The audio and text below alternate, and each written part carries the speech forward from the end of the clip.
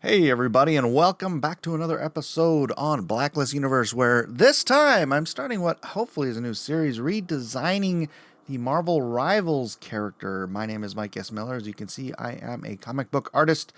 You might have recognized some of my previous Wolverine pieces over the years from the cover of the X-Men Ultimate Coffee Table book, Wolverine number 144.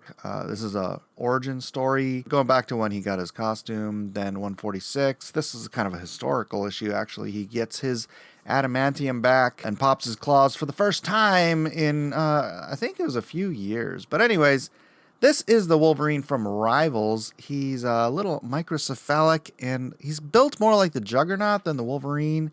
So I'm going to go ahead and recreate him in the way I would if I was the concept artist for Marvel Rivals. And I wanted to stick a little bit closer to the tried and true traditional characters, but still give them an original spin. This is how I would do it. And first of all, what I would do is give him Wolverine's actual stature. I don't know what size they made him, and I've never been a fan of the 6'4" tall Wolverine that they use in the movies. No offense, Hugh Jackman, you did a great job, but you're the size of Colossus. Actually, you were taller than the actor they had to play Colossus, so I'm not sure how that was gonna work for the fastball special. But anyways, a little too much inside fastball special for some people out there. Wolverine is supposed to be about 5'3", 5'4", which is like the height of my wife. Glenn Danzig would have been a good body build type for the character. Smaller guy without a gigantic head. I get what they did in the Wolverine Deadpool movies where they gave him the big head to make him look silly if he's 5'4", but you don't have to get an actor with a giant head who's 5'4". A lot of the older actors, like Tom Cruise is like 5'6", 5'7". I think Sly Stallone is like 5'7". Even like someone 5'7" wouldn't have been such a huge leap away from 5'4" to 6'4". That foot height difference is an extraordinary difference. And sorry about this soapbox. It's just always bugged me. Again, I think Hugh Jackman did a great job in the movies, but he's just way too bloody tall, and I never would have cast an actor for a character his whole thing is he's this little scrapper. He's short and he's a freaking tank. So anyways, let's get back to the actual drawing here. And Wolverine has so many iconic details that make him who he is that it's hard to get away and do something new while being reminiscent of his original costume. But this is what I'm kind of going for. I'm giving him a helmet rather than a mask, sort of like what they were always indicating they were going to do with the teaser shots in the Wolverine movies, the X-Men movies and stuff. You'd always see that Wolverine helmet in the suitcase that we never actually got to see him wear until the Deadpool movie. But even in the Deadpool movie, it was like a piece of material he pulled over his head, which I get it. It's movie magic. But yeah, it is just something that seems to make a little more sense to me because the rigidity of the wings on his head, that couldn't just be floppy material. So making it a helmet makes a little bit of sense, even though, he's got an adamantium skull, so he doesn't really need a helmet. Except, you know what? He's got adamantium, but that doesn't mean it doesn't hurt when he gets cut and shot and all that stuff that happens to Wolverine. He grits his teeth and gets through it, but still, it's gotta hurt.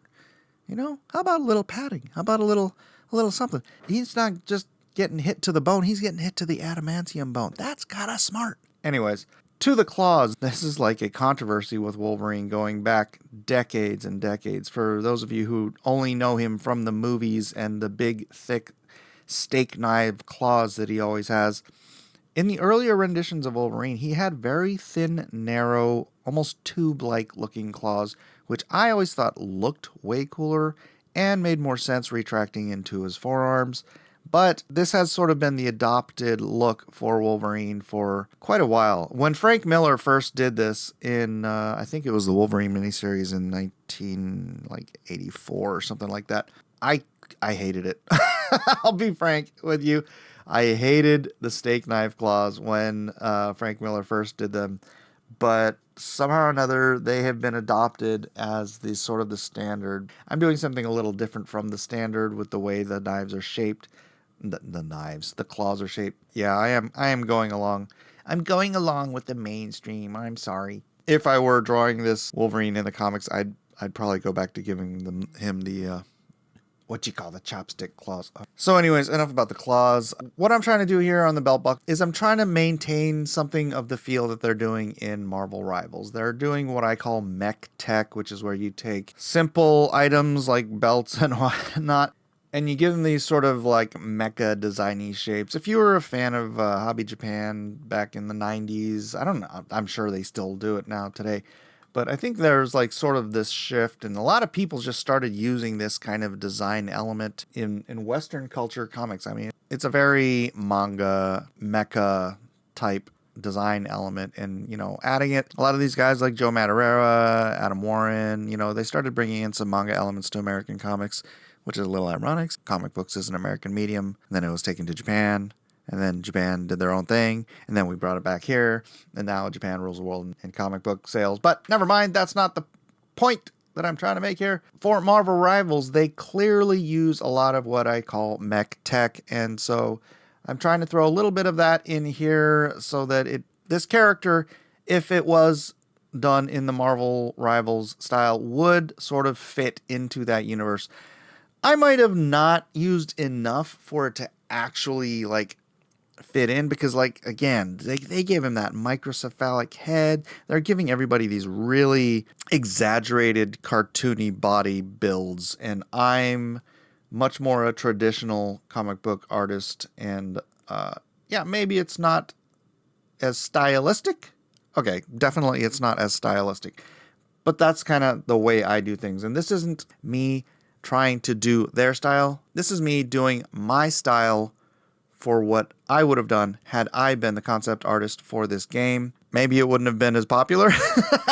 I don't know. I mean, if you look at it, it's the gameplay. The character designs are very cool. They don't all fit the characters, though. And that's kind of a thing that bothers me a little bit about the overall game. That, look, I'm not bagging on the game. The game looks cool. I've watched my son play it. I've watched some videos. I'm not complaining about the game or the gameplay or anything like that. In fact, Marvel Rivals is doing something very positive, in my opinion. They are going back to the roots. The characters that people love that aren't in the movies anymore, sometimes they're not even in the comics anymore, they're back in Marvel Rivals. You've got Bruce Banner as the Hulk. You've got Steve Rogers as Captain America. You've got Thor as a man. You've got, you know, in the movies and the TV and stuff, they're getting rid of all of the let's just call it what it is. They're getting rid of all the white male characters and are replacing them with other thans. But in Marvel Rivals, they've washed all that woke bullcrap away, and they brought back the characters that the fandom wants to see and wants to play. So kudos to Marvel Rivals. While I don't agree with every single interpretation of your character designs, I gotta give you props. You are trying to give the fans what they want. Hey, round of applause for the creators for the Marvel Rivals game. I don't even know who it is. I should do a little more research about this stuff, shouldn't I? Yeah, maybe I will on the next video. Anyways, and I do plan on making this a video series. Hopefully this first one does well. If you want to see the rest of the series, do comment, and then make sure you subscribe if you want to see the rest of these guys. Let me know which characters you want me to do next. I'm going to actually start on the Punisher video next. I did draw this Wolverine live on stream. That's only available to members now on this channel, but I sort of worked with the chat to make decisions along the way on what I should do with this character. And then I took a poll to see, first of all, who I should do next, blah, blah, blah. If you want to join the channel and check that out as a member, please do. Otherwise, please do subscribe and let me know what you want to see in the next Marvel Rivals video, maybe after the Punisher, because the Punisher is what I'm going to do next. I do have some issues with the Punisher, and that's kind of the thing with the Marvel Rivals character designs. They're all pretty darn cool, but they're not all the characters. The Punisher case in point, there's a mech Punisher who is just a freaking really awesome design. I really like the way it looks, but it's not Punisher, right? The same thing goes with some of the other characters where it's like, man, this would make a great original character for Marvel, but it's not the character. You know, there's a heart to each character. And if you've been a Marvel fan for as long as I have, I've been a fan since 1982, I think. I'm old. I'm an old guy. Long before all you guys got to see these characters up on the big screen or in video games or anything like that, I have been a fan of Marvel. Make Mine Marvel I was one of those fanboys. So, oh man, my freaking program crashed. Now I don't even know where I was. So this edit may be a little weird. Anyways, I've been a fan since 1982. I'm an old man, and I've always been a Marvel fan since I was in 3rd grade. What have they done to my fandom? But you know what they've done in Marvel Rivals? They've brought it back. So again, thank you very much, Marvel Rivals, for going back to the characters we all know and love, and we do appreciate. That's why, you know what? That's why this game is, aside from just the gameplay, I think it's only going to get kudos from the critic brigade. The guys are out there and they want to criticize everything. You know, God bless them. A lot of stuff is very, very much worth criticizing. But I think they're all just going to love Marvel Rivals because, again, as much as the characters design-wise might not be exactly... I'm a little fastidious about this stuff, so, you know, I'm not going to hate on it, but I'm not going to sit there and say all of these decisions are decisions that I would have made. And no, I'm not the concept artist for the game. Maybe it would have been cooler if they used characters that were a little closer to what I would have done. But hey, you know, you can't argue with success. They're doing a fantastic job. I'm just adding a little bit to this story as I can with my skill set and my background. Like I said, I have drawn Wolverine before for Marvel, and you might have recognized some of my work. 32 years in this business. I think I know what I'm doing. I hope you like what I did. It is a unique take. Anyways, I tried to combine some of the older elements, the colors, from actually both the original and the brown costume. I think it's a good combination. I think it's a decent take on Wolverine, and I think that would be a fun playable character. Let me know what you think in the comments section below. And again, if you haven't already, please subscribe. Join us for some of our live streams. Hopefully, I'll see you all on the next video.